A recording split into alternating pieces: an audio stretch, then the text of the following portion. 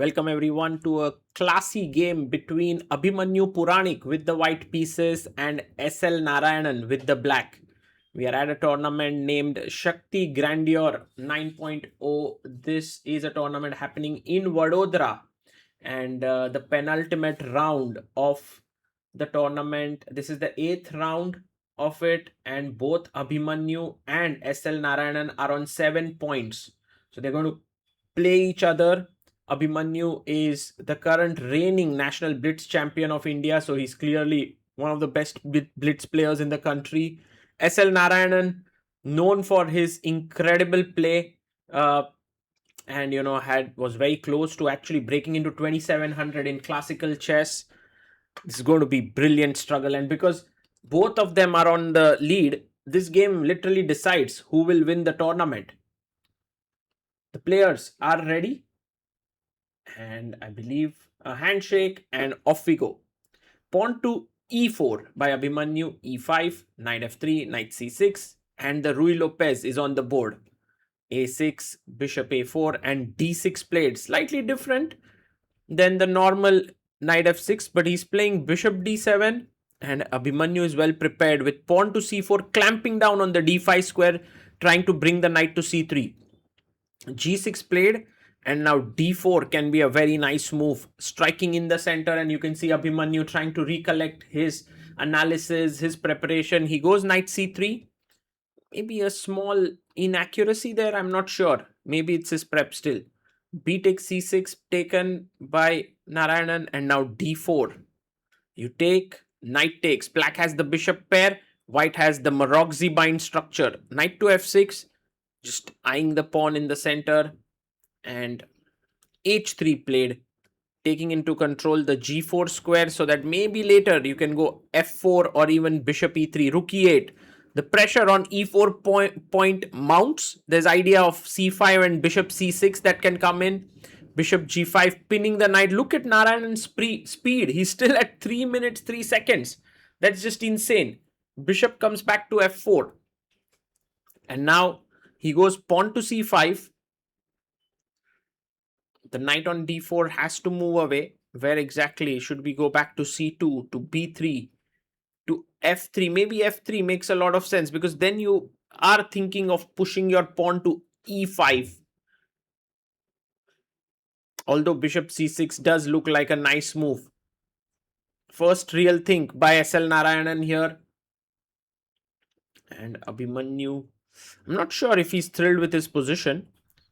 Bishop c6, you have to calculate. e5, he does play it. And queen c2 instantly played. I wonder if e5 could have been tried. But you see knight h5 and you're like, maybe this doesn't work.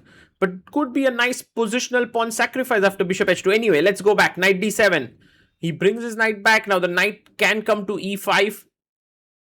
And Abhimanyu brings his rook to d1. Just nicely placing it here. Queen f6. Attacking the bishop. Also eyeing this diagonal. And now queen c1 played. He's attacking the pawn on h6. g5 played, attacking the bishop. And goes back. Queen to g6. The idea is f5 to open up the two bishops. Whoa! This is such a nice play by S.L. Narayanan. Abhimanyu made perhaps some very small errors, and he's already on the back foot. Okay, what to play now for Abhimanyu? Maybe one idea is to somehow try this maneuver with the knight. It's not so simple. e4 pawn is under pressure. 3 times attacked, 2 times defended.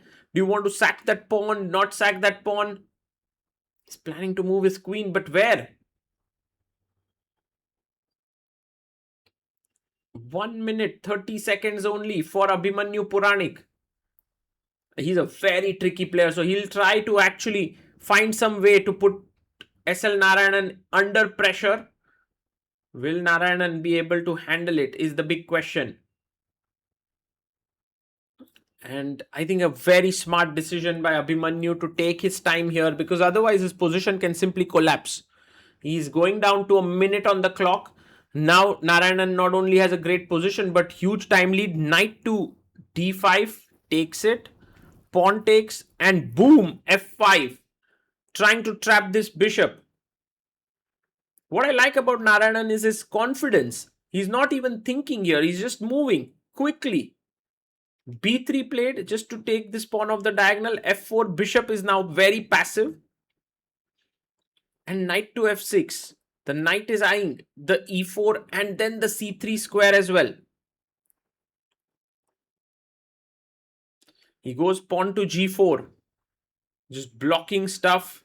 And H5 trying to open it up. Maybe there's some way to trade the queens with queen B1 and then the G5 pawn gets weak. But he goes H4. Wow. Abhimanyu is like, if you take here, then I'll take your F4 pawn. If you take here, I'll play knight takes G5. Crazy, but the best move is knight takes G4. And Narayanan has 2 minutes 14 seconds to think. So he can actually think it through.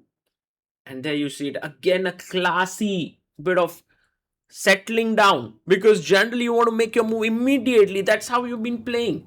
But to gauge the key moment and to slow down yourself is absolutely a skill of a champion. Takes here. He takes with the knight, but in that he gives up the d4 square, attacking f2, and this was something that was missed perhaps by Abhimanyu.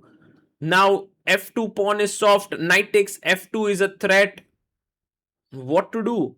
In fact, the better move here was hg5, but even there, you could trade and play rook f8.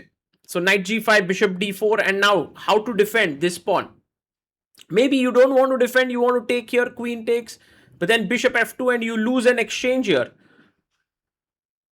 So Abhimanyu first takes on e8, rook takes e8,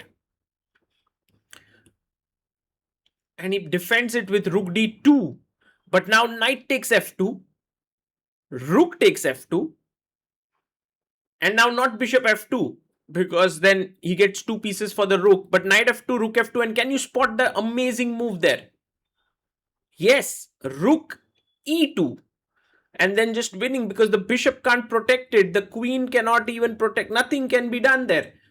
But Narayanan, can you finish it off? Because under pressure, it's often difficult to spot such things. It might be easy for us to spot it with the bar, with the engine, with the comfort of our home.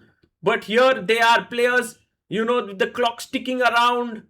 Boom, takes it. Rook takes and rook e2. Wow, what amazing chess by Narayanan. f2 is falling and he's going to be an exchange down. Everything is falling and he resigns there.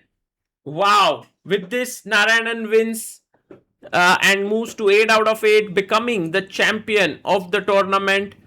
And then later he drew the last round, 8.5 out of 9. Fantastic performance by the youngster. And with this result, he also moves past the world champion Gukesh in Blitz ratings, which is quite amazing. Watch out for S.L. Narayanan this year.